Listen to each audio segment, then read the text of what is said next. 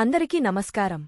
ఈ రోజు మేము ఉద్యోగుల పెన్షన్ స్కీమ్ ముందస్తు ఉపసంహరణ నిబంధనలకు సంబంధించిన ముఖ్యమైన అప్డేట్ను చర్చించబోతున్నాము. ఉద్యోగుల ప్రావిడెంట్ ఫండ్ ఆర్గనైజేషన్ ఈపీఎస్ ముందస్తు ఉపసంహరణ చెల్లింపులను లెక్కించడానికి ఉపయోగించే గణాంక పట్టికలో గణనీయమైన మార్పులను చేసింది.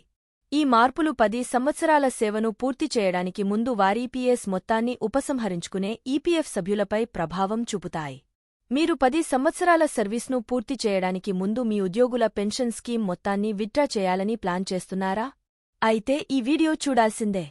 ఉద్యోగుల ప్రావిడెంట్ ఫండ్ ఆర్గనైజేషన్ ఇటీవల ఈపీఎస్ ముందస్తు ఉపసంహరణ చెల్లింపులను లెక్కించడానికి ఉపయోగించే గణాంక పట్టికలో గణనీయమైన మార్పులు చేసింది.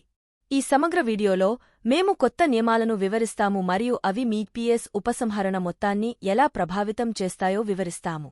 మీరు సంవత్సరాలకు బదులు సర్వీస్ నెలల సంఖ్య ఆధారంగా సవరించిన గణన పద్ధతి, నెలవారీ పెన్షన్ కోసం అర్హత ప్రమాణాలు మరియు కనీస సేవా వ్యవధిని పూర్తి చేయని వారి కోసం ఉపసంహరణ నియమాల గురించి తెలుసుకుంటారు. వలస కార్మికులు మరియు తరచూ ఉద్యోగాలను మార్చే ఉద్యోగులకు సంబంధించిన చిక్కులను, అలాగే మరొక సంస్థకు సేవను బదిలీ చేయడంపై ఈపీఎఫ్ఓ యొక్క సలహాలను కూడా మేము చర్చిస్తాము.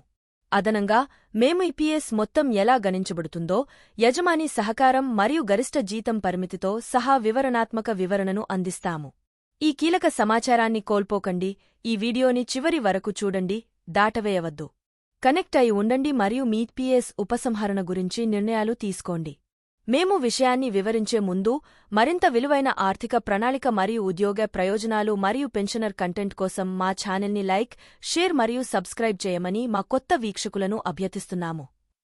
ఉద్యోగుల పెన్షన్ పథకంలో మార్పులు ముందస్తు ఉపసంహరణ. ఉద్యోగుల ప్రావిడెంట్ ఫండ్ ఆర్గనైజేషన్ ఈపీఎస్ ముందస్తు ఉపసంహరణ చెల్లింపులను లెక్కించడానికి ఉపయోగించే గణాంక పట్టికలో గణనీయమైన మార్పులను చేసింది. ఈ మార్పులు 10 సంవత్సరాల సర్వీస్ను పూర్తి చేయడానికి ముందు వారీపీఎస్ మొత్తాన్ని ఉపసంహరించుకునే వారిపై ప్రభావం చూపుతాయి. గతంలో ఎన్ని సంవత్సరాల సర్వీస్ను బట్టి లెక్కింపు ఉండేది. అయితే కొత్త నియమాలు బదులుగా సర్వీస్ నెలల సంఖ్యను లెక్కించడం తప్పనిసరి. ఈ మార్పును ప్రతిబింబించేలా కార్మిక శాఖ ఈపీఎస్ చట్టం 1995 యొక్క టేబుల్ని సవరించింది. నెలవారీ పెన్షన్కు అర్హత. ఈపీఎఫ్ఓ నిబంధనల ప్రకారం ఒక ఉద్యోగ 58 సంవత్సరాల వయస్సు వచ్చిన తర్వాత నెలవారీ పెన్షన్కు అర్హులు వారు ఏదైనా సంస్థలో కనీసం 10 సంవత్సరాల ఈపీఎస్ సర్వీస్ను పూర్తి చేసినట్లయితే. ఒక ఉద్యోగి 9 సంవత్సరాల 6 నెలల సర్వీసు పూర్తి చేసినా 10 సంవత్సరాలుగా పరిగణిస్తారు. అయితే సర్వీస్ పీరియడ్ అంతకంటే తక్కువ ఉంటే ఉద్యోగికి పెన్షన్ అందదు. ముందస్తు పెన్షన్ ఉపసంహరణ నిబంధనలు. 10 సంవత్సరాల సర్వీస్ పూర్తి చేసిన వారికి ఈపీఎస్ మరియు బ్యాలెన్స్ ఎట్టి పరిస్థితుల్లోనూ తిరిగి ఇవ్వబడదు. కనీస సేవా వ్యవధి లేనివారు మాత్రమే తమ విరాళాల రీఫండ్కు అర్హులు. వలస కార్మికులు మరియు ఉద్యోగాలను మార్చే కార్మికుల కోసం. ఇతర రాష్ట్రాల నుండి వలస వచ్చిన కార్మికులు తరచుగా 10 సంవత్సరాల సర్వీసును పూర్తి చేయడానికి ముందు వారి ఈపీఎస్ మొత్తాన్ని విత్డ్రా చేసుకుంటారు. అదేవిధంగా స్థానికంగా ఉన్న కొంతమంది యువ ఉద్యోగులు ప్రతి 2-3 ఏళ్లకోసారి ఉద్యోగాలు మారి పూర్తి మొత్తాన్ని విత్డ్రా చేసుకుంటున్నారు. విలువైన ఈపీఎఫ్ఓ సలహా. ఉద్యోగ బదిలీ లేదా ఉద్యోగ నష్టం కారణంగా ఈపీఎఫ్ మరియు ఈపీఎస్ నిధులను ఉపసంహరించుకోవద్దని ఈపీఎఫ్ఓ అధికారులు సలహా ఇస్తున్నారు. ఒక సంస్థలో సేవ పూర్తిగా చేసి ఈపీఎఫ్ సొమ్మును ఉపసంహరణ చేయకుండా మరొక సంస్థకు బదిలీ చేయబడితే ఉద్యోగ పెన్షన్ కోసం అర్హులు అవుతారు మరియు పెన్షన్ మొత్తం ఎక్కువగా వస్తుంది. ఈపీఎస్ మొత్తాన్ని ఎలా లెక్కించాలో తెలుసుకోండి.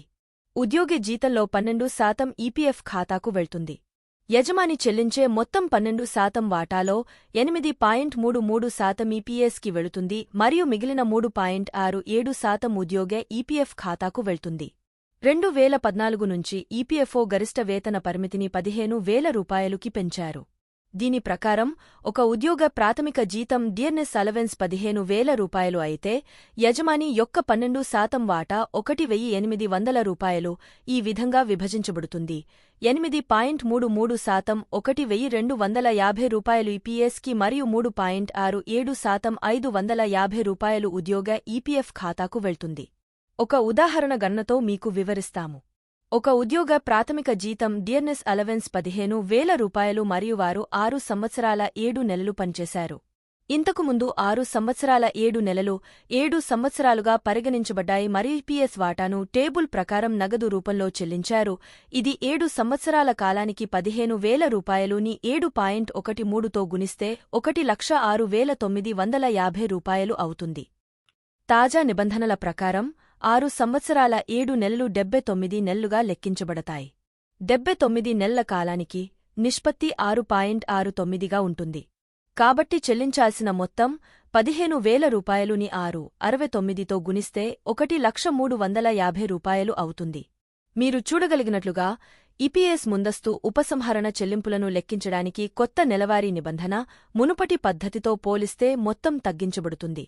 మీరు 10 సంవత్సరాల సర్వీస్ను పూర్తి చేయడానికి ముందు మీ ఈపీఎస్ మొత్తాన్ని ఉపసంహరించుకోవాలని ఆలోచిస్తున్నట్లయితే ఈ మార్పులను అర్థం చేసుకోవడం మరియు తదనుగుణంగా ప్లాన్ చేయడం చాలా అవసరం.